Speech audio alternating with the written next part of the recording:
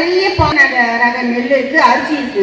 ஆனா அதை வாங்கி வச்சுட்டு நானும் பாரம்பரிய அரிசி சாப்பிட்றேன் அப்படின்னு சொல்லிட்டு 1 கிலோ வாங்கி ஃப்ரிட்ஜில் வச்சுக்கிட்டு அதை ஒரு மாசமெல்லாம் சாப்பிட்ற நிறைய குடும்ப தலைவர்களாக எனக்கு தெரியும். அதனால தான் நான் என்ன செய்கிறேன், விவசாயம் பண்ணால் மட்டும் பத்தாது, அரிசிகளை விற்றா மட்டும் பத்தாது, அதை சமைக்கிற முறைகள் இல்லத்தரசிகளுக்கு தெரிஞ்சாதான் அது குடும்ப உறுப்பினர்கள் தட்டில் போய் சேரும். அப்படி சேர்ந்தாதான் அவங்க நோய் நொடி இல்லாத வாழ்க்கை வாழ முடியுன்ற இந்த கான்செப்டில் இல்லத்தரசிகளுக்கு இந்த இயற்கை விவசாய முறையில் விளைந்த பாரம்பரிய அரிசி மதிப்பு குட்டி எப்படி அவங்களுக்கு சமையல் பண்ணி தரது சமைக்கிறதுன்னு சொல்லி கொடுத்துக்கிட்டு இருக்கிறேன். ஸோ இந்த மாதிரி எனக்கு தெரிஞ்சு இப்போ நான் சொல்லிக் கொடுக்குறத ஒரு சிலதை நான் உங்களுக்கு சொல்கிறேன். இந்த கருடன் சம்பா அரிசியெல்லாம் நீங்கள் இப்போ சாதாரணமாக நீங்கள் சாப்பாடு எப்படி சாப்பிடுவீங்களோ வடித்து சாப்பிடுவீங்களோ அந்த மாதிரி வடித்து வெள்ளை கலராக தான் இருக்கும். அதனால சாதாரண சாப்பாடு எப்படி சாப்பிடுவீங்களோ அந்த மாதிரி நீங்கள் சாப்பிடலாம். ஆனால் அந்த வடித்த கஞ்சியை மட்டும் கீழே ஊற்றிடாதீங்க. அந்த அரிசியில் இருக்க சத்து அந்த கஞ்சியில் இருக்கும். அதனால கீழே ஊற்றாமல் அதில் உப்பு போட்டு நீங்கள் குடிக்கலாம். இந்த மாதிரி அதில் குழம்பு ஊற்றி நீங்கள் வெஜிடேரியனாக இருந்தால் சாம்பார் ரசம் மோர் ஊற்றிக்கலாம். நான்வெஜ்ஜாக இருந்தால் மீன் குழம்பு கருவாட்டு குழம்பு இந்த மாதிரி ஊற்றி சாப்பிட்டுக்கலாம். இழுப்பப்பூ சம்பான்னு ஒரு அரிசி இருக்குது. அது பார்த்தாலே ஒரு பச்சை கலராக ஒரு லைட்டாக இருக்கும். அது உங்களுக்கு சோறு ஆக்கி சாப்பிட முடியாது உங்களால். ஏன்னா நம்மளாம் நைஸாக சாப்பிட்டு பழகிட்டோம். கிட்டத்தட்ட ஒரு 70 வருஷம் ஆங்கிலேயர் காலத்துக்கு முன்னால் வர பாரம்பரிய அரிசி தான் சாப்பிட்டுட்டு இருந்தோம். இப்போ சுதந்திரம் கட்சி ஆங்கிலேயருக்கு வந்த பிறகு தான் நம்ம இதெல்லாம் மறந்துட்டோம். ஸோ தவறு நம்மக்கிட்ட கிடையாது, ஆங்கிலேயர்கள்கிட்ட. அவங்களோட மோகத்தினால அவங்க புகுத்தின அந்த நாகரிகத்தை நம்ம எடுத்துக்கிட்டு இந்த பூச்சிக்கொல்லி களைக்கொல்லின்னு விதவிதமாக டிசைனாக டெய்லி கண்டுபிடிச்சு சொல்கிறாங்க. நம்மளும் அந்த டிசைனாக வயலில் பயன்படுத்திட்டு இருக்கோம். அதெல்லாம் பயன்படுத்தக்கூடாதுன்றது தான் இயற்கை விவசாயிகளோட எங்களோட கான்செப்ட். ஸோ இந்த இழுப்பப்பூ சம்பான்ற அந்த அரிசி வாதத்துக்கு பக்கவாதத்துக்கு ரொம்ப நல்லது. இதை நீங்கள் எப்படி சாப்பிடலாம்னா நீங்கள் கஞ்சியாக வச்சு ஒரு மணி நேரம் அதை ஊற வச்சுட்டு அதில் மிளகு சீரகம் எல்லாம் ஊற்றி போட்டு பூண்டு இதெல்லாம் போட்டு கொதிக்க வச்சு இறக்குற டைமில் கொஞ்சம் தேங்காய் பாலை ஊற்றி அதை சாப்பிட்டிங்கன்னா எல்லா காலேஜ் பசங்களும் சாப்பிடலாம், கல்லூரி மாணவியும் சாப்பிடலாம், குழந்தைகளும் சாப்பிடலாம். இல்லைன்னா கல்லூரி மாணவிகள் பிஸ்ஸா பர்கர் இதெல்லாம் சாப்பிட்றத விட இதெல்லாம் நல்லா சாப்பிடலாம். பிஸ்ஸா பர்கர் இதெல்லாம் சாப்பிட உங்களுக்கு யார் சொல்லி கொடுத்தா? கல்லூரி மாணவ மாணவிகளுக்கு. இல்லை இளைய தலைமுறைக்கு பிஸ்ஸா பர்கர் சவர்மா இதெல்லாம் சாப்பிட்டா செத்து போவோம்னு தெரியுது. கிட்டத்தட்ட போன வருஷம் 2022 ஒரு 7 பேர் செத்துருக்குறாங்க. தெரிஞ்சும் நம்ம அதை சாப்பிட்றோம்.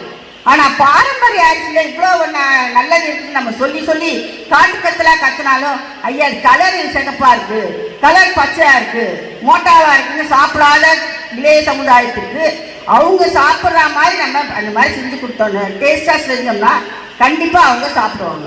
இதே மாப்பிள்ளை சம்பான்னு ஒரு அரிசி இருக்குது. அதில் நீங்கள் இட்லிக்கு போட்டு எப்படி பச்சை அரிசி இப்போ புழுங்கரிசி போட்டு இட்லிக்கு போடுறீங்களோ அதே மாதிரி மாப்பிள்ளை சம்பா மட்டும் மாப்பிள்ளை சம்பா ப்ளஸ் காட்டியானம் இதெல்லாம் போட்டு அந்த அரிசியை மட்டும் போட்டு அரிசி ப்ளஸ் அந்த அரிசியோட வேற எதுவுமே கலக்க தேவையில்லை. வேற பச்சை அரிசி வேற இந்த ரேஷன் அரிசி அதெல்லாம் கலக்கவே தேவை கிடையாது.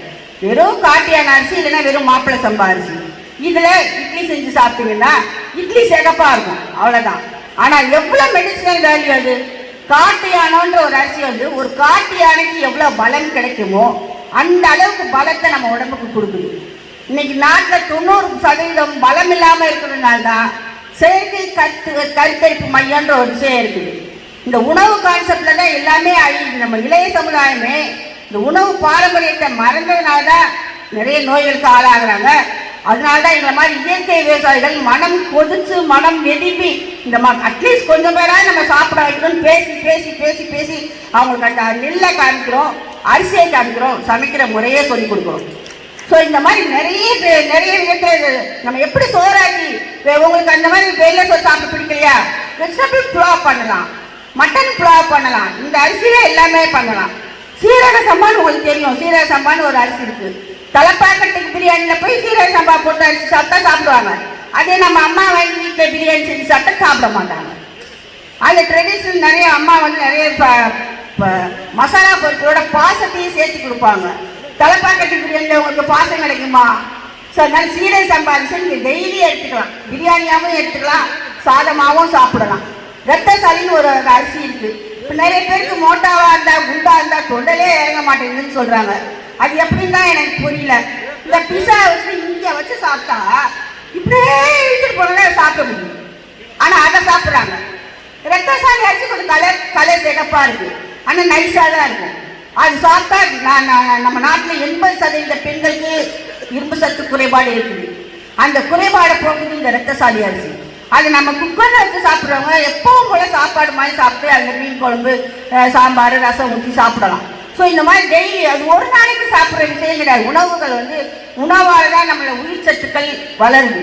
ஸோ இந்த சாப்பாட்டை நீங்கள் டெய்லி சாப்பிட்டுட்டு இருந்தீங்கன்னா, உங்களுக்கு டெய்லி சாப்பிட பிடிக்கலன்னா அட்லீஸ்ட் வாரத்தில் ஒரு 4 நாளாவது இந்த மாதிரி உணவை சாப்பிட்டு உங்கள் இளைய தலைமுறைகள், நீங்களுக்கெல்லாம் நாங்கள்லாம் 50+.